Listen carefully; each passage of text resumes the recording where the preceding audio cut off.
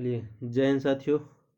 जैसे कि आप लोग देख ही लिए हैं, बिहार दरोगा मुख्य परीक्षा ये सेट 4 है। ये सेट जो है दोस्तों, प्रत्येक रविवार को रोशन सर के द्वारा गंगा किनारे कदम घाट नाम है, पटना यूनिवर्सिटी के जस्ट पीछे, वहाँ पर मनाया जाता है। और ये सेट आपको यूट्यूब पर नहीं मिलेगा और ना ही सर एप्लीकेशन पर कोई डिस्कशन करवाते हैं, ना ही यूट्यूब पर करवाते हैं। ठीक है, केवल ऑफलाइन इसका सेट होता है और अपने नंबर को आप देख सकते हैं कि आपका नंबर कितना आता है। चलिए, बहुत बहुत लोगों का क्वेरी था। इससे पहले हम यूट्यूब पर एक वीडियो बनाए थे कि सर किस प्रकार से गांधी घाट पर वीडियो मतलब सर सेट मरवाते हैं। तो आप लोगों ने बहुत सारे लोगों ने कमेंट किए हैं कि क्वेश्चन दीजिए। चलिए, क्वेश्चन के साथ साथ आपको हम इसका आंसर भी दे रहे हैं और उस वीडियो को पूरा देखिएगा।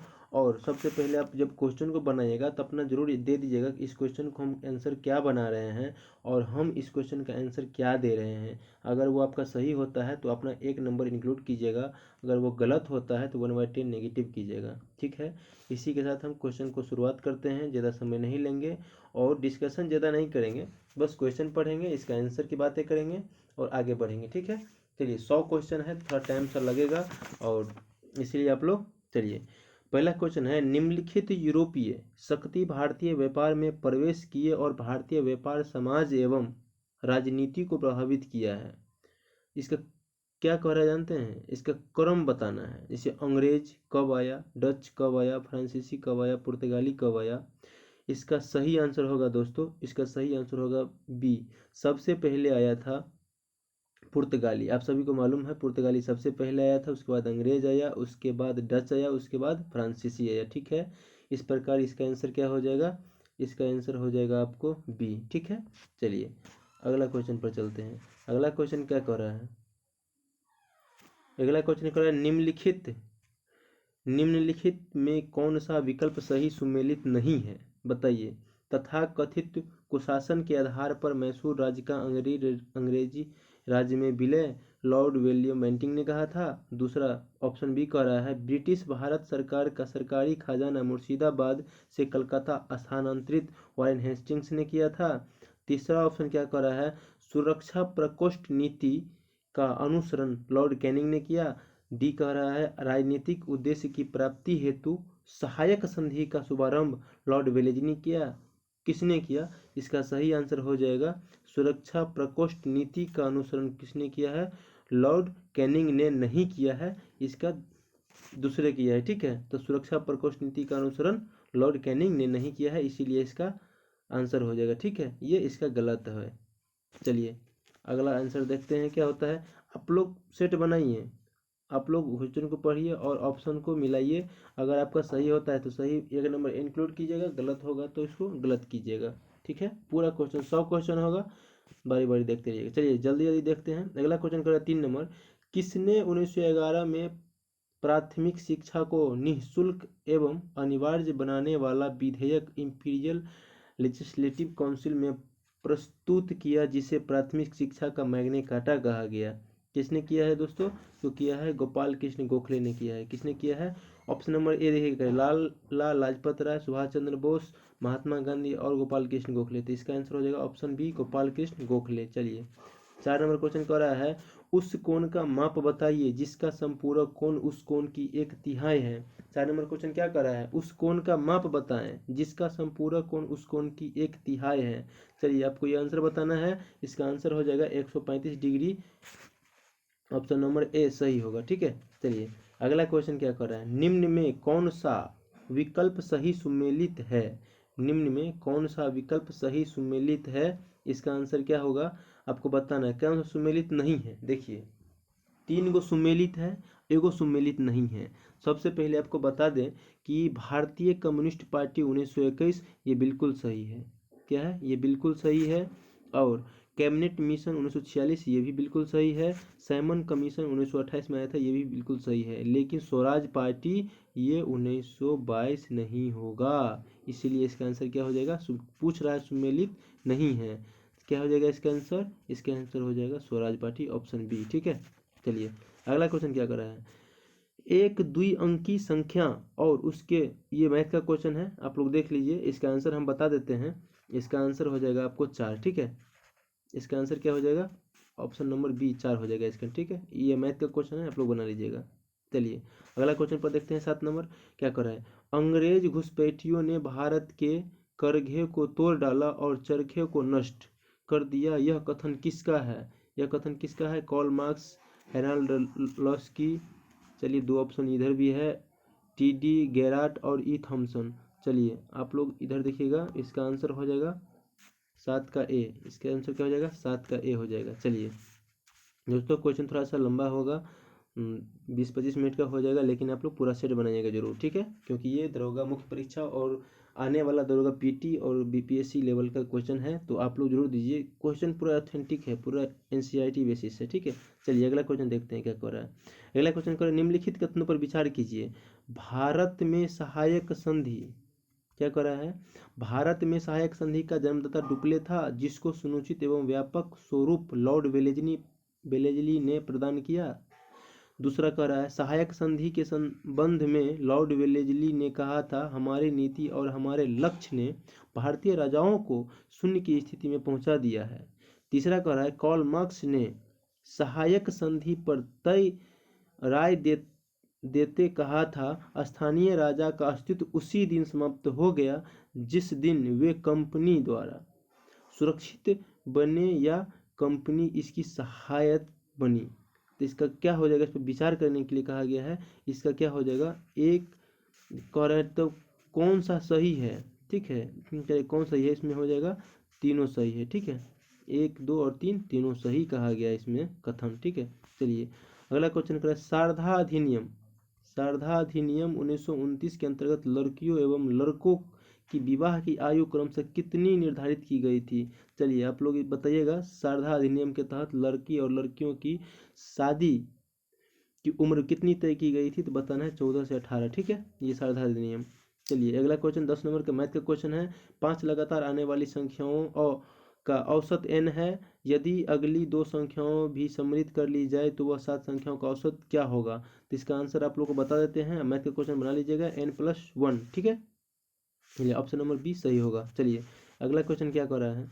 अगला क्वेश्चन कर रहा है कि वर्धन वंश के प्रतापी राजा वर्धन वंश के प्रतापी राजा हर्षवर्धन के संबंध में कौन सा कथन सही नहीं है, मतलब कौन सा कथन गलत है? हर्षवर्धन के बारे में कहा गया है, हर्षवर्धन संभवतः अंतिम बौद्ध राजा था जो संस्कृत का महान विद्वान भी था और लेखक भी। क्या कह रहा है? तो ये बिल्कुल सही है, ठीक है। ये सही है, लेकिन हमको क्या चुनना है? सही नहीं है। तो अभी हम लोग जो सही है उसको देख रहे हैं, ठीक है।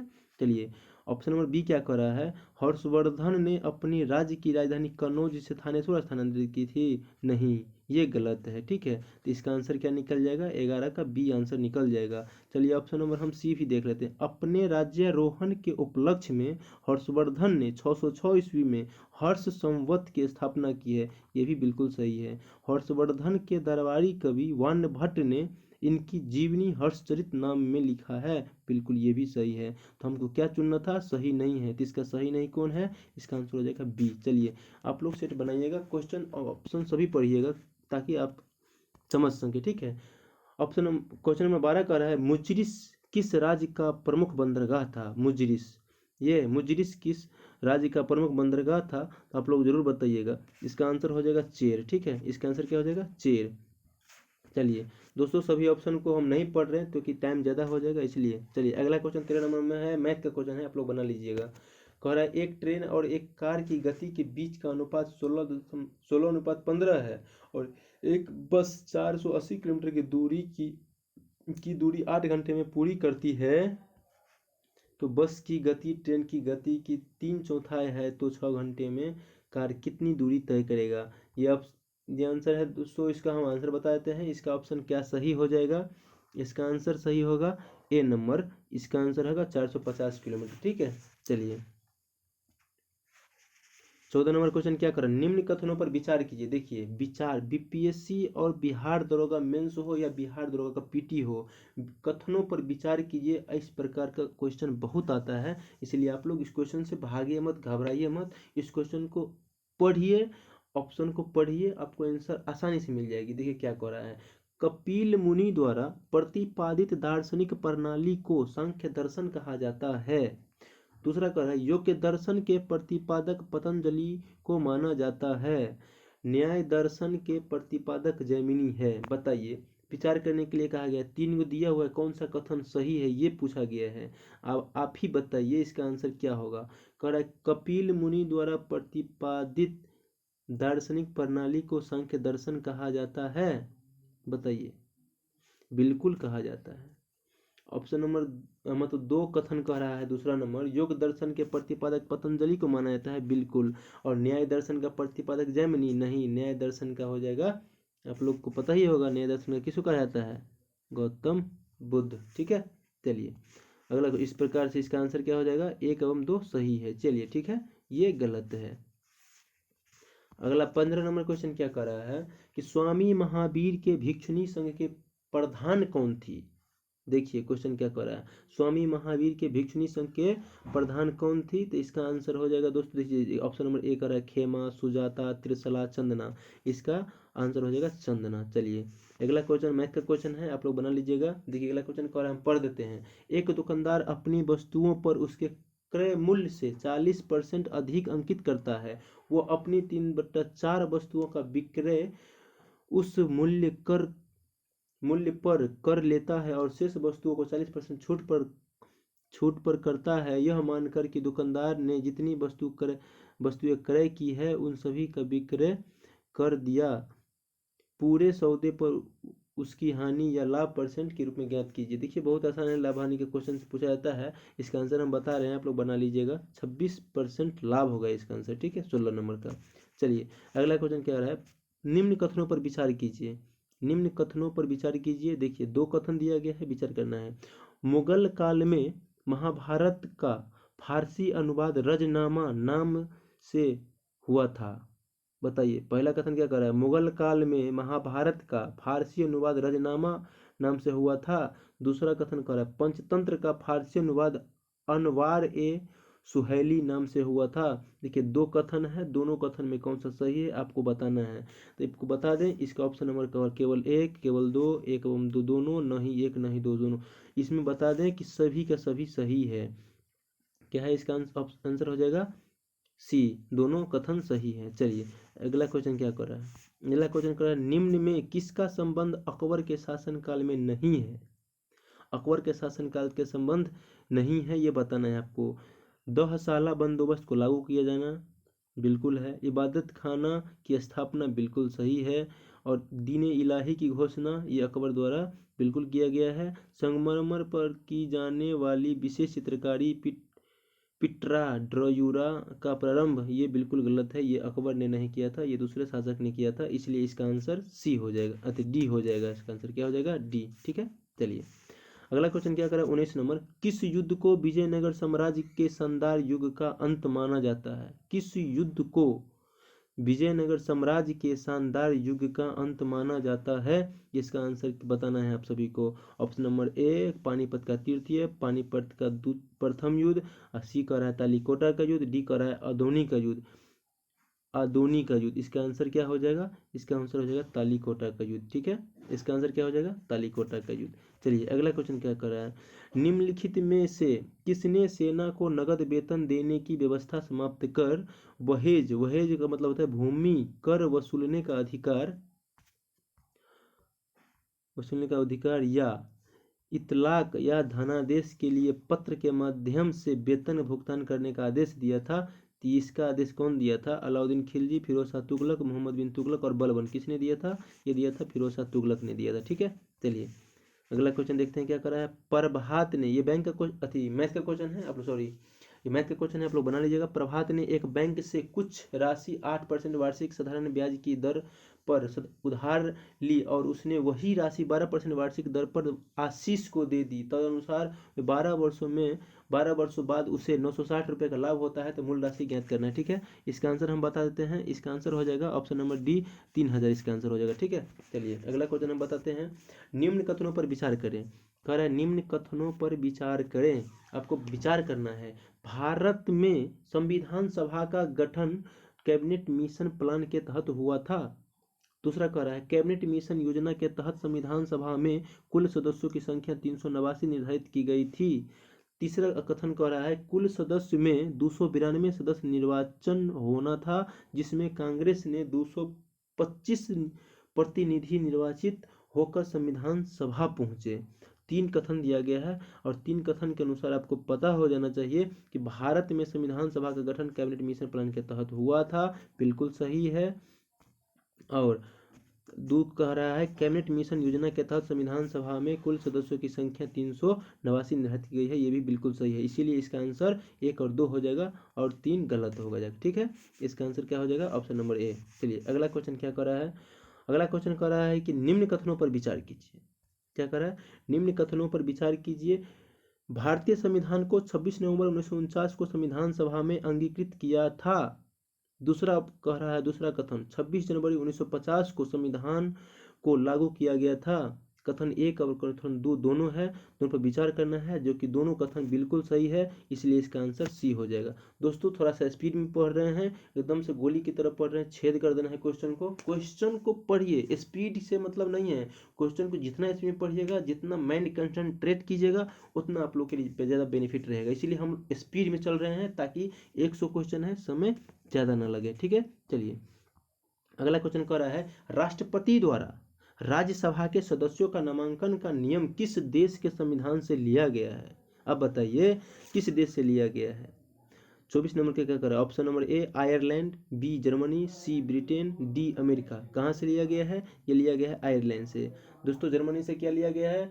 जर्मनी से बताइए, जर्मनी से क्या सब लिया गया है? आपातकालीन उपबंध जो है जर्मनी से लिया गया है।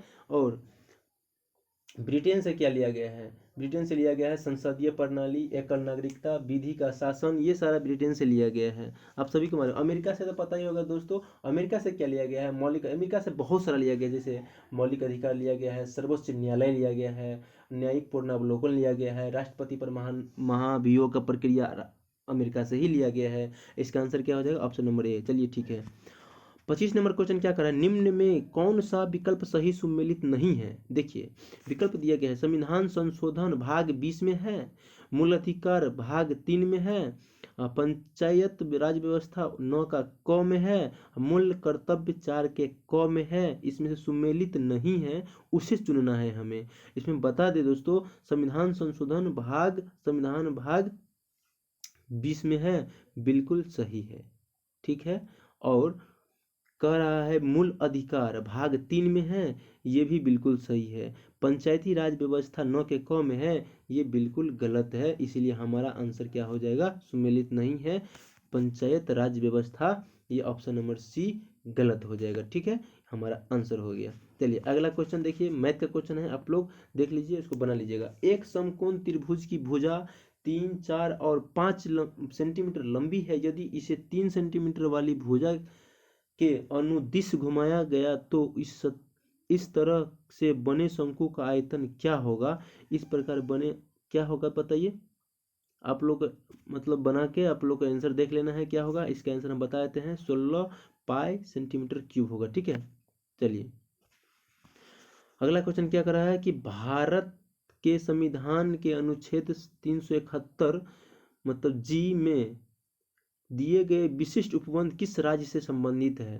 क्वेश्चन पढ़ लिए। क्वेश्चन कह रहा है कि भारत के संविधान के अनुच्छेद 371 जी में दिए गए विशिष्ट राज्य मतलब विशिष्ट उपबंध जो है किस राज्य में दिया गया है? तो ये आपका ऑप्शन है कि जम्मू कश्मीर, झारखंड, नागालैंड, मिजोरम। तो ये कहाँ दिया गया है? इसका आंसर हो जाएगा दोस्तों मिजोरम में। ठीक है, आंसर क्या हो जाएगा? मिजोरम में। ठीक है, चलिए अगला क्वेश्चन क्या कर रहा है? निम्नलिखित में से किस लेख मतलब रीट के द्वारा किसी सक्षम न्यायालय द्वारा किसी व्यक्ति, निगम या निचली अदालत को कोई ऐसा कार्य करने के लिए आदेश दिया जाता है जो उसके कर्तव्य सीमा में आता है जिसको उन्हें पूरा करना चाहिए? तो ये कौन सा है, कौन सा रीट है, मतलब कौन सा लेख है, ये आपको आंसर बताना है। इसका आंसर बता रहे हैं, इसका आंसर है बी परमादेश। ठीक है, चलिए अगला क्वेश्चन पे चलते हैं। 29 नंबर देखिए दोस्तों, वीडियो थोड़ा सा बड़ा तो बन रहा है, लेकिन ये क्वेश्चन बहुत ही अच्छा है। आप लोग सेट बनाइए, इसको आंसर को जरूर याद कर लीजिए, आपको बहुत ज़्यादा फायदा होगा। ठीक है, ऐसा ही क्वेश्चन पूछा जाता है। जो जैसे जैसे कंपटीशन का लेवल अप होते जाता है, उसी वैसे वैसे क्वेश्चन का पूछने का तरीका अप होते जा रहा है। देखिए 29 नंबर क्वेश्चन कर रहा है, निम्न कथनों पर विचार कीजिए। क्या कर रहा है? निम्न कथनों पर विचार कीजिए। ठीक है,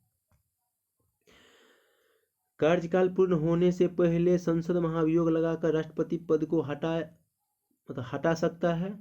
कथन नंबर 1। कथन नंबर 2 कह रहा है, राष्ट्रपति के विरुद्ध महाभियोग कार्यवाही संसद के किसी भी सदन में शुरू हो किया जा सकती है। अब कथन नंबर 3 कह रहा है, संसद में राष्ट्रपति के विरुद्ध महाभियोग प्रस्ताव पास करने के लिए संसद के कुल सदस्यों में से कम 2/3 सदस्य का समर्थन होना चाहिए। इसका आपको आंसर बताना है। ऑप्शन नंबर ए में देखिए 1 और 2 दोनों सही होगा, 2 और 3 सही होगा, 1 और 3 सही होगा, या 1 2 3 तीनों सही होगा। क्या होगा इसका आंसर? इसका आंसर हो जाएगा 1 और 2 3 तीनों सही होगा। बताइए, सभी प्रकार से राष्ट्रपति को महाभियोग द्वारा हटा सकते हैं कार्यकाल से पहले। इसे संसद के किसी भी सदन में शुरू हो जाना चाहिए, 2/3 बहुमत से पारित हो जाना चाहिए। इस प्रकार से हम राष्ट्रपति को हटा सकते हैं। ठीक है, चलिए अगला क्वेश्चन मैथ का क्वेश्चन है। दो शंकु के आयतनों का अनुपात 2:3 और उसके आधार के त्रिज्या का अनुपात 1:2 है, तो इसकी ऊंचाइयों का अनुपात क्या होगा? इसका आंसर हम बता देते हैं, आप लोग को बना लेना है। इस प्रकार इसका आंसर हो जाएगा बी, 8:3 होगा। ठीक है, चलिए अगला क्वेश्चन पे चलते हैं। अगला क्वेश्चन कह रहा है कि फौजदारी मामले में उच्च न्यायालय में अपील कब की जा सकती है?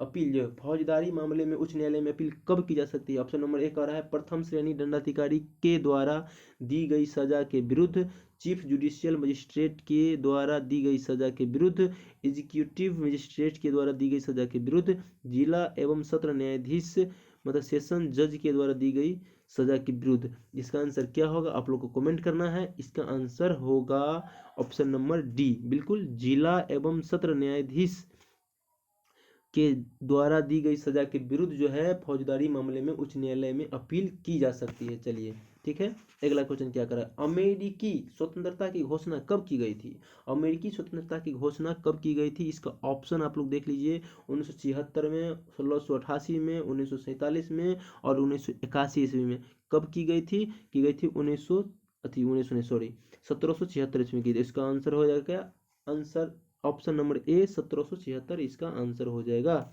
ठीक है, चलिए अगला क्वेश्चन क्या कर रहा है, निम्न से कौन सा कथन सही नहीं है? क्या कर रहा है, निम्न से कौन सा कथन सही नहीं है? संविधान में इस बात का उल्लेख नहीं है कि किन जातियों और अनुसूचित जाति अथवा अनुसूचित जनजाति माना जाए। राज्य अथवा केंद्रशासित प्रदेश को कौन जाति अनुसूचित जाति अथवा अनुसूचित जनजाति होगा, यह तय करने का अधिकार राष्ट्रपति के पास है। ऑप्शन नंबर सी कर रहा है, राष्ट्रपति संबंधित राज्य के विधानमंडल के निर्णय के अनुरूप अनुसूचित जाति अथवा जनजाति के मामले में अधिसूचना जारी करती है।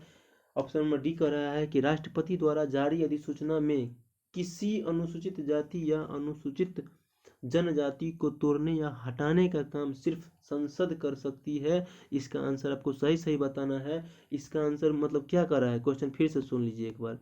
क्वेश्चन कर रहा है कौन सा कथन सही नहीं है? राष्ट्रपति संबंधित राज्य के विधानमंडल के निर्णय, यही इसका आंसर हो जाएगा। आंसर हो जाएगा इसका सी। चलिए ठीक है, चलिए अगला क्वेश्चन पे हम लोग चलते हैं। अगला क्वेश्चन का, निम्न में से कौन सी आयोग या निकाय केंद्रीय गृह मंत्रालय के अंतर्गत नहीं आते हैं? बताइए, निम्न में से कौन सा आयोग निकाय केंद्रीय गृह मंत्रालय के अंतर्गत नहीं आते हैं? आप लोग को बताना है। इसका आंसर क्या हो जाएगा? इसका आंसर हो जाएगा डी। चलिए इसका आंसर क्या हो जाएगा? कर्मचारी चयन एसएससी। दोस्तों एसएससी थोड़ा गृह मंत्रालय के अंतर्गत आता है, कॉमन सेंस लगाइए, इसका आंसर निकल जाएगा। चलिए ठीक है, इसका अगला क्वेश्चन मैथ का क्वेश्चन है, आप लोग बना लीजिएगा। धातु के 3 ठोस गोले जिनकी त्रिज्या 1 सेंटीमीटर, 6 सेंटीमीटर, 8 सेंटीमीटर को पिघलाकर एक अन्य ठोस गोला बनाया जाता है, तो इस नए गोले की त्रिज्या ज्ञात कीजिए। इसका आंसर क्या हो जाएगा? इसका आंसर होगा ऑप्शन नंबर डी, 9 सेंटीमीटर। आप लोग को मैथ बना लेना है। चलिए ठीक है, इसके बाद अगला क्वेश्चन कर रहा है, निम्न कथनों पर विचार कीजिए। सेंकाकू द्वीप के स्वामित्व को लेकर चीन और जापान के बीच विवाद। अगला क्वेश्चन, अगला मतलब कथन कर रहा है न्यूमुर द्वीप के स्वामित्व को लेकर भारत और बांग्लादेश के बीच विवाद। अगला कथन कर रहा है कच्चा तिब्बू द्वीप को लेकर भारत और श्रीलंका के बीच विवाद। इसमें से क्या सही होगा आपको बताना है, कौन सा कथन सही होगा, कौन कौन सा कथन सही होगा। इसका आंसर क्या हो जाएगा, इसका आंसर हो जाएगा ऑप्शन नंबर डी, इसका तीनों सही हो जाएगा। ठीक है, चलिए अगला क्या करा, 37 नंबर करा, निम्न कथनों पर विचार कीजिए। नंदा देवी चोटी पंजाब हिमालय का भाग है। नंदा देवी चोटी उत्तराखंड में अवस्थित है। नंदा देवी चोटी उत्तराखंड में अवस्थित है, यही सही होगा, एक गलत होगा, केवल दो सही होगा। 37 का केवल बी आंसर। ठीक है, चलिए 38 नंबर मैथ का क्वेश्चन है, आप लोग देख लीजिए और इसको बना लीजिएगा। चलिए 39 नंबर क्वेश्चन पे चलते हैं। 39 नंबर क्वेश्चन कर, राज्य समूह की पहचान कीजिए जिनकी सीमाएं मणिपुर से लगी हुई है। देखिए मणिपुर, एक ही असम ऐसा राज्य है जो 7 सिस्टर्स, जो उधर सिक्किम को छोड़ के जितने भी राज्य हैं सभी से लगा हुआ है। तो आप असम को खोज लीजिए, आंसर निकल जाएगा। इस प्रकार आंसर इसका हो जाएगा क्या, इसका आंसर सी हो जाएगा। चलिए इसका आंसर क्या होगा दोस्तों, सी। चलिए अगला क्वेश्चन कर रहा है, निम्न कथनों पर विचार कीजिए। ब्राह्मणी नदी को उड़ीसा का शोक कहा जाता है। ब्राह्मणी विचार कीजिए आप लोग, ब्राह्मणी नदी को उड़ीसा का शोक कहा जाता है, बताइए। हुगली नदी को बंगाल का शोक कहा जाता है। कोसी नदी को बिहार का शोक कहा जाता है। बिहार का शोक कोसी नदी को तो कहा जाता है दोस्तों, और हुगली नदी बंगाल का शोक कहा जाता है, आप लोग बताइए। और इसके बाद था ब्राह्मणी नदी को उड़ीसा का शोक कहा जाता है। 40 का आंसर क्या होगा आप लोग कमेंट कीजिएगा। 40 का आंसर केवल 3 होगा दोस्तों, क्योंकि बिहार का शोक कोसी नदी को कहा जाता है, बिल्कुल। चलिए अगला नंबर क्वेश्चन कर रहा है, 41 नंबर क्या कर रहा है कि चेन्नई की जलवायु कोलकाता की जलवायु की तुलना में गर्म क्यों रहती है जबकि दोनों स्थान समुद्र तट पर स्थित है। 41 का आंसर क्या होगा आपको बताना है। इसका आंसर होगा चेन्नई विषुवत रेखा के अधिक समीप है। क्या है, चेन्नई विषुवत रेखा के अधिक समीप है। चलिए अगला क्वेश्चन कर रहा है, निम्नलिखित राज्यों एवं केंद्र शासित प्रदेश में से प्रत्येक वनों से आच्छादित उच्चतम प्रतिशत का भौगोलिक क्षेत्र कहाँ पर है। कहाँ पर है, 42 का आप लोग को आंसर बताना है कि आच्छादित उच्चतम प्रतिशत का भौगोलिक कहाँ पर है। बात समझ रहे हैं, इसका आंसर हो जाएगा अंडमान निकोबार द्वीप समूह में। ठीक है, ऑप्शन नंबर डी इसका आंसर सही होगा। चलिए अगला क्वेश्चन कर रहा है, निम्न में कौन सा सही सुमेलित नहीं है, बताइए। 4 है, 4 में से एक सुमेलित नहीं है, बाकी सभी सुमेलित है। बताइए, सुल्तानपुर वर्ड अभ्यारण्य हरियाणा में है। सुल्तानपुर वर्ड अभ्यारण्य हरियाणा में है, बिल्कुल सही है। नल सरोवर पक्षी अभ्यारण्य गुजरात में है, ये भी बिल्कुल सही है। पाखुई वन्यजीव अभ्यारण्य अरुणाचल प्रदेश में, ये भी बिल्कुल सही है। लेकिन सरिस्का पक्षी बिहार, ये मध्य प्रदेश में नहीं है, ये बिल्कुल गलत है, यही हमें चुनना था। तो इसका आंसर क्या हो जाएगा दोस्तों, इसका आंसर हो जाएगा बी। चलिए अगला क्वेश्चन करा, 44 नंबर क्वेश्चन करा, निम्न कथनों पर विचार कीजिए। क्या करना है, निम्न कथनों पर विचार कीजिए। भारत का संपूर्ण उत्तरी मैदान जलोढ़ मृदा से बना है। कथन नंबर 2, प्रायद्वीपीय भारत के अधिकतम क्षेत्रफल पर काली मृदा फैला हुआ है। कथन नंबर 3, लाल मिट्टी का सर्वाधिक विस्तार आंध्र प्रदेश और तमिलनाडु में है। लेटराइट मिट्टी मुख्य रूप से मालाबार तटीय क्षेत्रों में पाई जाती है। इसको क्या इसका आंसर होगा, सभी को बताना है, विचार करने के लिए इसका आंसर क्या हो सकता है। 44 का आंसर होगा, हम बता देते हैं, इसमें से सभी चारों का चारों सही है। ठीक है, चलिए अगला क्वेश्चन कह रहा है 45 नंबर, निम्न कथनों पर विचार कीजिए। 2011 के जनगणना के अनुसार उत्तर प्रदेश और महाराष्ट्र के बाद सर्वाधिक जनसंख्या पश्चिम बंगाल का है। 2 कथन में कह रहा है, 2011 के जनगणना के अनुसार बिहार की अनुमानित आबादी 8 करोड़ है। कौन सा क्या सही होगा, 45 का आपको आंसर बताना है। 45 का आंसर क्या होगा आप लोग बताइए, नहीं 1 नहीं 2, कोई सही नहीं है 45 का। चलिए ठीक है, चलिए टाइफून नामक चक्रवात में कौन सा क्षेत्र प्रभावित होता है। टाइफून नामक चक्रवात में कौन सा प्रभावित होता है आपको बताना है। इसका होगा चीन सागर प्रभावित होता है। अगला क्वेश्चन पर चलते हैं, निम्न में से कौन सा विकल्प सही सुमेलित नहीं है। जिब्राल्टर जल संधि अमेरिका व यूरोप के मध्य है। बी कह रहा है मलक्का जल संधि इंडोनेशिया व मलेशिया के मध्य है। बेरिंग जल संधि इंग्लिश चैनल एवं उत्तरी सागर के मध्य है। डी नंबर कह रहा है हरमुज जल संधि फारस खाड़ी व ओमान के खाड़ी के मध्य है। आपको आंसर कमेंट करना है क्या सही होगा। इसका सुमेलित नहीं है, बेरिंग जल संधि जो है इंग्लिश चैनल और उत्तरी सागर के मध्य नहीं है, बल्कि वो दूसरे है। और मलक्का संधि जो है इंडोनेशिया मलेशिया ये बिल्कुल सही है। जिब्राल्टर संधि अमेरिका व यूरोप बिल्कुल सही है। हरमुज जल संधि फारस खाड़ी व ओमान बिल्कुल सही है। चलिए ठीक है, अगला क्वेश्चन है निम्नलिखित में से कौन सी गर्म समुद्री जलधाराएं हैं।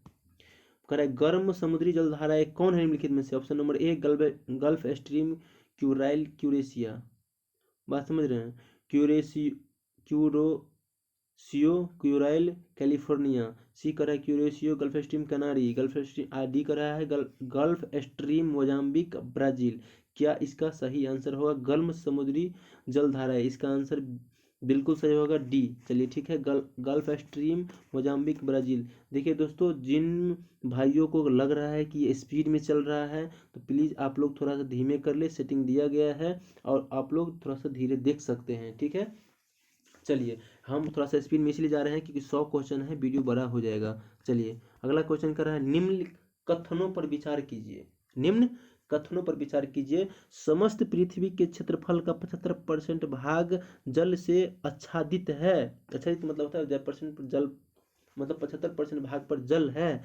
दूसरा कह रहा है दक्षिणी गोलार्ध की तुलना में उत्तरी गोलार्ध पर जलमंडल का विस्तार अधिक है। आपको बताना है कि आंसर इसका सही क्या हो जाएगा। इसका कोई भी सही नहीं होगा। आप सभी को पता है 71% पर जल है और दक्षिणी गोलार्ध की तुलना में उत्तरी गोलार्ध पर जलमंडल का विस्तार अधिक नहीं है, बिल्कुल कम है। ठीक है, इस पर का इसका आंसर क्या हो जाएगा 49 का, 49 का आंसर हो जाएगा डी। चलिए ठीक है, 50 नंबर क्वेश्चन पे आ गए हम लोग और बहुत ही कम समय में 100 क्वेश्चन पे आ जाएंगे। निम्नलिखित युग्मों में से कौन सा एक सही सुमेलित नहीं है।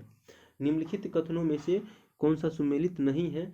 मतलब बर्लिन राइन नदी, न्यूयॉर्क हडसन नदी, लंदन टेम्स नदी, वियना ड्यून्यूब नदी, कौन सा सुमेलित नहीं है आपको बताना है। इसमें से बर्लिन जो है राइन नदी नहीं है, यही बिल्कुल गलत है, ये सुमेलित नहीं है बिल्कुल। आप जितना भी ऑप्शन लंदन टेम्स नदी के है बिल्कुल सही, वियना ड्यून्यूब नदी बिल्कुल सही है, न्यूयॉर्क हडसन नदी बिल्कुल सही है। चलिए अगला क्वेश्चन कर निम्नलिखित में से कौन सा युग्म सही सुमेलित है।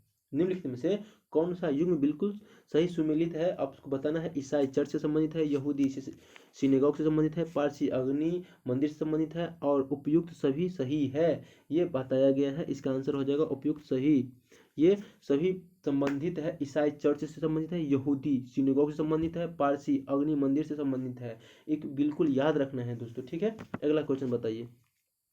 पैगंबर मोहम्मद की कही गई बातें तथा उसकी स्मृतियां किस ग्रंथ में संकलित है।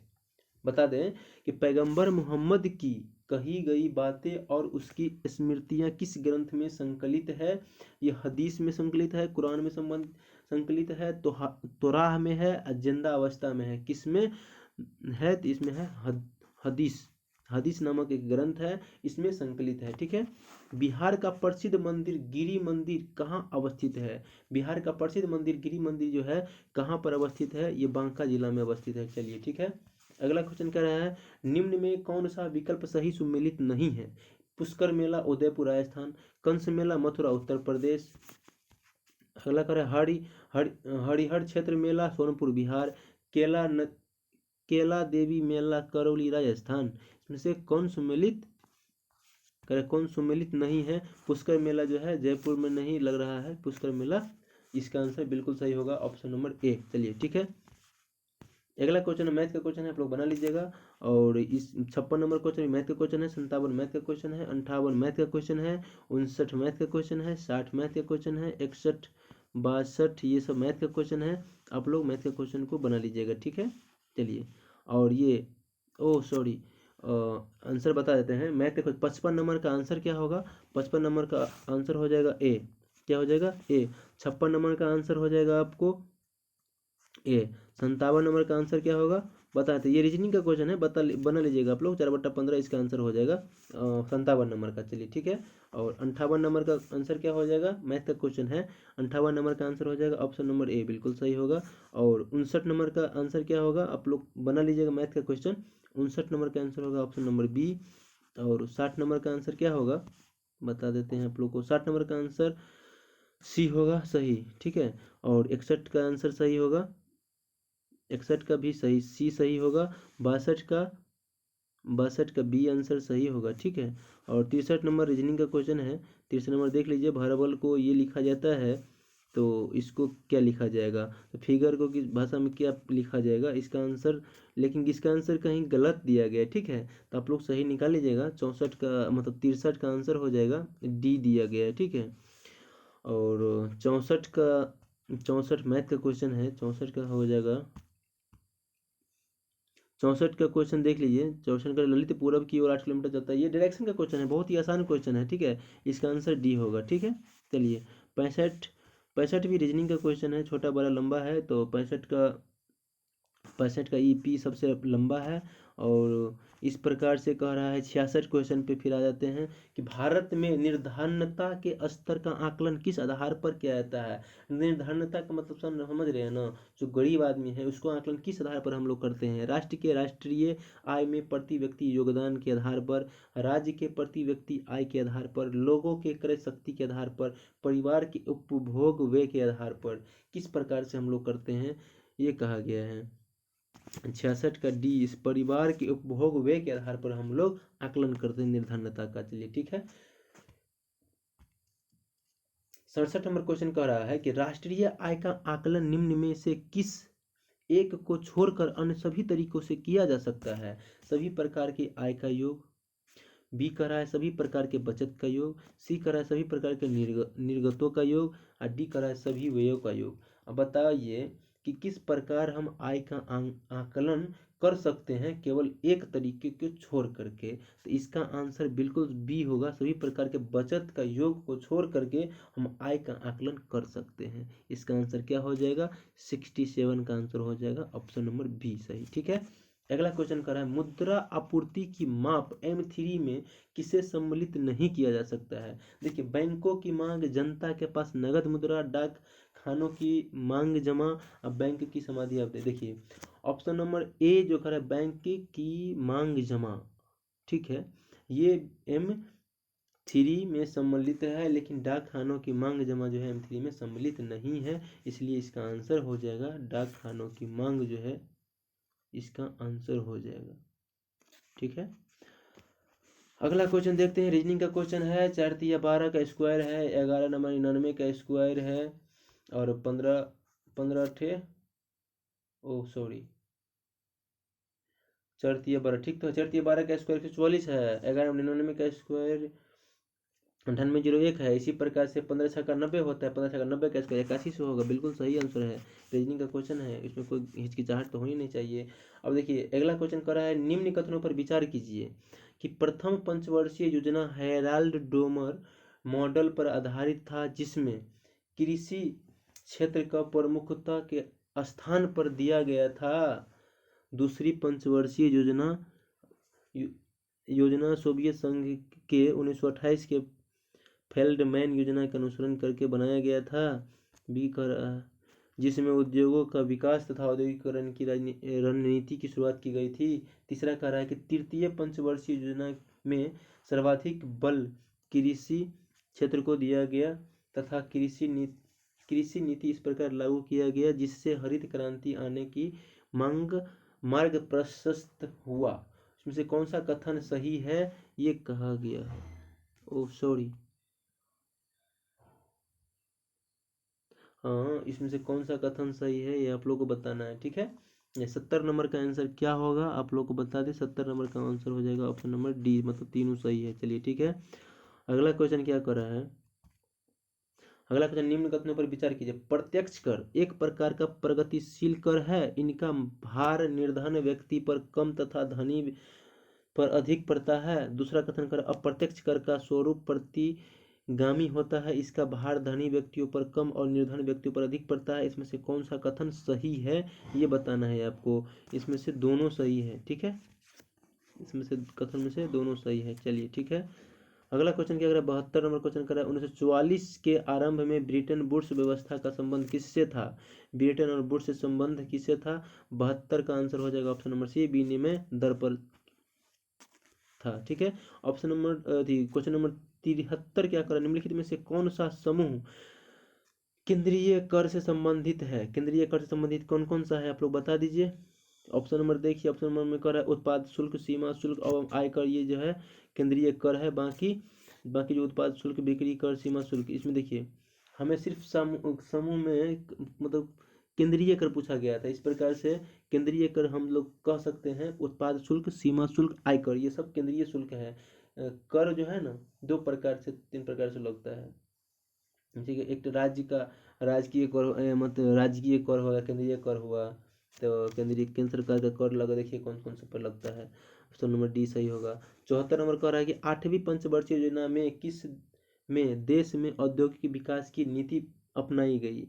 8वीं पंचवर्षीय योजना में देश में औद्योगिक विकास की नीति अपनाई गई। 74 का आंसर क्या होगा आप सभी को बताना है। ऑप्शन नंबर बी उदारीकरण और नियंत्रण एवं निजीकरण की, ठीक है, अपनाई गई थी। चलिए 75 नंबर को है जोतों की चकबंदी का अर्थ क्या होता है। जोतों के चकबंदी का अर्थ क्या होता है। इसका अर्थ होता है छोटे छोटे भूमि खंडों को समाप्त कर एक बड़े भूखंड का निर्माण, ठीक है। अगला क्वेश्चन कर रहा है, अगला रीजनिंग का क्वेश्चन है, आप लोग बना लीजिएगा। 76 नंबर का आंसर हो जाएगा बी 210। चलिए अगला क्वेश्चन देखिए 77 का मैथ का क्वेश्चन है। 30 केजी लोहे के एक गोला तथा 10.5 केजी एल्युमिनियम के एक गोले का व्यास बराबर है। दोनों गोलों को किसी मीनार ओह किसी मीनार से एक साथ गिराया जाता है तब यह गोला पृथ्वी से 10 मीटर ऊपर जाता है तब उस ओहो सॉरी, ये तो जी इसका मान क्या होगा। इसका आंसर हो जाएगा, आप लोग आंसर बताते हैं 77 का ए, ठीक है। चलिए अगला क्वेश्चन 78 नंबर क्या कर है। पर्यावरण के अंतर्गत आते हैं, पर्यावरण क्या आते हैं, स्थलमंडल, जलमंडल, वायुमंडल सभी आते हैं। अगला क्वेश्चन करें 79 का, गर्भावस्था में किस हार्मोन की मात्रा सर्वाधिक रहती है। गर्भावस्था में किस हार्मोन की सर्वाधिक मात्रा होती है आप लोग को बताना है, बताइए। इसका प्रोजेस्टेरोन, गर्भावस्था में प्रोजेस्टेरोन की मात्रा जो है बहुत अधिक रहती है। चलिए अगला क्वेश्चन करें 35 निम्न 80 नंबर क्वेश्चन करें, निम्न में से कौन सा कथन सत्य नहीं है। कह रहा है निम्न में से कौन सा कथन सही नहीं है। विधुमन्यतार मतलब लैब वायर साधारणतः लाल रंग के विद्युत रोधी पदार्थ से ढका रहता है। उदान उदासी तार होगा दोस्तों, उदासी तार मतलब नेचुरल वायर सामान्यतः काले रंग के विद्युत रोधी पदार्थ से ढका रहता है। भूतार अर्थ वायर जो सामान्यतः हरे रंग के विद्युत रोधी पदार्थ से ढका रहता है। स्विच हमेशा उदासीन तार से जोड़ा जाता है। इसमें से कौन सा कथन सही नहीं है हमें ये बताना है। इसका कथन जो है स्विच हमेशा उदासीन तार से जोड़ा रहता है, ये बिल्कुल सही है। ये इसका गलत हो जाएगा, ठीक है, हमें गलत को चुनना था। चलिए निम्न में से कौन सा विकल्प सही सुमेलित नहीं है। इसमें से कौन सा सही सुमेलित नहीं है ये बताना है। चुंबकीय प्रेरण गॉस इसका ऐसा मात्रक है, चुंबकीय तीव्रता का टेस्ला है, चुंबकीय फ्लक्स का वेबर है, ज्योति फ्लक्स का कैंडेला है। देखिए इसमें से कौन सुमेलित नहीं है हमें वो चुनना है। इसमें से ज्योति फ्लक्स का जो है ऐसा मात्रक कैंडेला नहीं होता है, ज्योति फ्लक्स का वेबर होता है, ठीक है। सॉरी, इसका आंसर हो जाएगा ज्योति फ्लक्स का कैंडेला हो जाएगा, गलत, इसका सही सुमेलित नहीं है, ठीक है। चलिए ठीक है दोस्तों, ज्योति फ्लक्स का कैंडेला नहीं होता है। अगला क्वेश्चन क्या कर रहा है, अगला क्वेश्चन कर रहा है 82 नंबर। रात को पेड़ के नीचे सोने की सलाह नहीं दी जा सकती है, क्यों। क्यों नहीं दी जा सकती है रात में पेड़ के नीचे सोने की सलाह। क्योंकि कार्बन डाइऑक्साइड जो है उत्सर्जन होते रहता है, इसीलिए निर्देश दिया जाता है कि नहीं सोना चाहिए। अगला क्वेश्चन कर रहा है संतृप्त हाइड्रोजन का सामान्य सूत्र क्या होता है। संतृप्त हाइड्रोकार्बन का रासायनिक सूत्र क्या होता है। इसका आंसर बिल्कुल सही होगा CnH2n+2 होता है इसका आंसर, ठीक है। ऑप्शन नंबर डी बिल्कुल सही होगा। ध्वनि का तरत्व निर्भर करता है, ध्वनि का तरत्व किस पर निर्भर करता है ये आपको बताना है। तरंगधारित्व पर, सर्वपरास पर, आवृत्ति पर, इनमें से सभी पर किस पर निर्भर करता है। इसका आंसर हो जाएगा ऑप्शन नंबर सी आवृत्ति पर, ठीक है, फ्रीक्वेंसी पर निर्भर करता है। वार्षिक विलय का अध्ययन क्या कहलाता है। वार्षिक वलयों का अध्ययन कहलाता है, क्या कहलाता है वार्षिक अध्ययन, वार्षिक वलयों का डेंड्रोक्रोनोलॉजी, ठीक है, डेंड्रोक्रोनोलॉजी से वार्षिक वलयों का अध्ययन करते हैं हम लोग। निम्नलिखित युग्म में कौन सा सही सुमेलित है। विटामिन ए रिकेट्स बिल्कुल सही है। विटामिन B1 बेरी रोग, विटामिन सी स्कर्वी बिल्कुल सही है। हमें चुनना है कौन सा सही है, ठीक है। तो इसका आंसर 86 का आंसर हो जाएगा। सॉरी 2 और 3 रिकेट्स विटामिन डी के कारण होता है दोस्तों, ये विटामिन डी के कारण होता है। रिकेट्स विटामिन ए से होता है। सॉरी, विटामिन ए रेटिनॉल होता है, vitamin A retinol rickets, vitamin D होता है, विटामिन बी1 बेरी बेरी रोग, विटामिन सी स्कर्वी रोग होता है। इस प्रकार से हमारा आंसर क्या हो जाएगा, हमारा आंसर हो जाएगा दोस्तों ऑप्शन नंबर बी, ये बिल्कुल सही हो जाएगा। ठीक है, चलिए अगला क्वेश्चन पे चलते हैं। क्या कर रहा है, जब पृथ्वी तल से किसी वस्तु की ऊंचाई दुगुनी कर दी जाती है तब उसकी स्थितिज ऊर्जा क्या हो जाता है। इसका स्थितिज ऊर्जा क्या हो जाता है, ये आपको आंसर बताना है, ये दुगुनी हो जाता है। ठीक है, चलिए अगला क्वेश्चन देखते हैं। कहते हैं पोर्टलैंड सीमेंट में निम्नलिखित में से कौन सा एक चूना, मतलब CaO silica CiO2, alumina Al2O3 और फेरिक ऑक्साइड Fe2O3 की मात्रा का सही अनुक्रम बताना है, अनुक्रम बताना है। ठीक है, इसका आंसर हो जाएगा सी। आप लोग अनुक्रम बना के कमेंट जरूर कीजिएगा कि सही हुआ या गलत। ठीक है, चलिए दोस्तों 10 क्वेश्चन और है, इस क्वेश्चन को आप लोग पूरा देख लीजिए और आप लोग क्या करना है कमेंट में जरूर बताइएगा। ठीक है दोस्तों, रंगहीन द्रव का एक बूंद नीले लिटमस पत्र को लाल कर देता है, रंगहीन द्रव निम्नलिखित में से क्या है, क्या है, तो इसका आंसर हो जाएगा ये तनु HCl है। ठीक है, चलिए अगला क्वेश्चन हम लोग चलते हैं। प्रकाश संश्लेषण के संबंध में निम्न में से कौन सा कथन औसत्य है। प्रकाश संश्लेषण के संबंध में कौन सा कथन औसत्य है, ये हमें बताना है। प्रकाश संश्लेषण की प्रक्रिया में सर्वप्रथम क्लोरोफिल द्वारा सूर्य के प्रकाश का अवशोषण होता है। ऑप्शन नंबर बी कह रहा है कि प्रकाश संश्लेषण की प्रक्रिया के ऑक्सीजन गैस का उपयोग होता है तथा कार्बन डाइऑक्साइड गैस का उत्सर्जन होता है। सी कह रहा है प्रकाश संश्लेषण में श्वेत प्रकाश के लाल एवं नीले रंग के प्रकाश का उपयोग होता है तथा हरे रंग प्रकाश के क्लोरोफिल परावर्तित कर देता है। इसका आंसर क्या हो जाएगा, इसका आंसर हो जाएगा बी। ठीक है, ये असत्य है कथन, ये प्रकाश संश्लेषण के संबंध में ये प्रकाश संश्लेषण नहीं होता है, कार्बन डाइऑक्साइड गैस उत्सर्जन नहीं होता है जबकि ऑक्सीजन गैस का उत्सर्जन होता है। ठीक है, चलिए अगला क्वेश्चन कर रहा है निम्नलिखित में से कौन सा कोलाइडी विलयन नहीं है। कोलाइडी विलयन नहीं है, ये क्वेश्चन पूछा जा रहा है। कोलाइडी विलयन वायु जो है कोलाइडी विलयन नहीं है। अगला क्वेश्चन कर रहा है रीजनिंग का क्वेश्चन है 92 नंबर का, आप लोग बना लीजिएगा। जैसे देखिए कार्य विरोधी तत्व होता है जिसे जेब कतरे हो गया और ब्लैक मेलर हो गया, तीनों अलग अलग दिया गया है। इसमें से कौन सा वेन आरेख सही दर्शाएगा, ये क्वेश्चन पूछा गया है। इसमें से ये बी नंबर सही दर्शाएगा। ठीक है, चलिए 93 नंबर क्वेश्चन कर रहा है आवर्त सारणी में एक ही वर्ग के सभी तत्वों का ही होता है या होती है। आवर्त सारणी में एक ही वर्ग के सभी तत्व होता है, ये पूछा गया क्वेश्चन। ऑप्शन नंबर ए कर रहा है समान परमाणु संख्या, समान परमाणु भार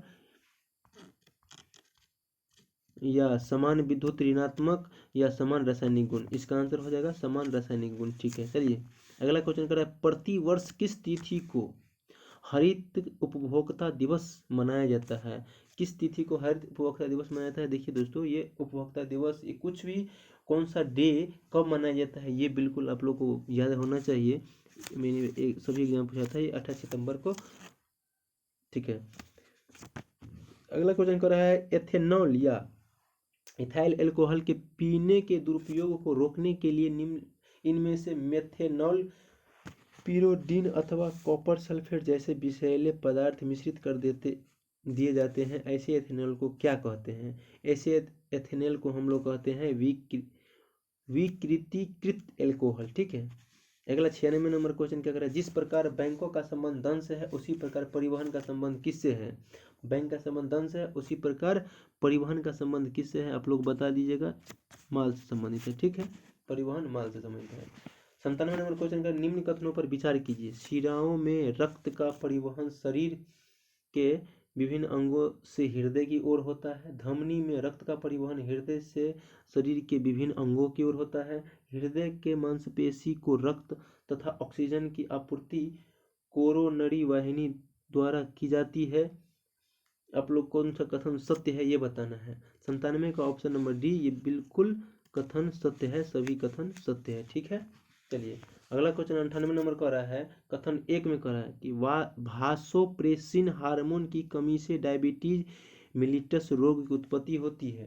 कथन नंबर 2 कह रहा है इंसुलिन हार्मोन की कमी से डायबिटीज इंसिपिडियस रोग की उत्पत्ति होती है। कौन सा कथन सही है ये बताना है हमें। तो 98 का हो जाएगा दोनों कथन और गलत है। ठीक है, दोनों कथन क्या है, गलत है, कोई भी कथन सही नहीं है।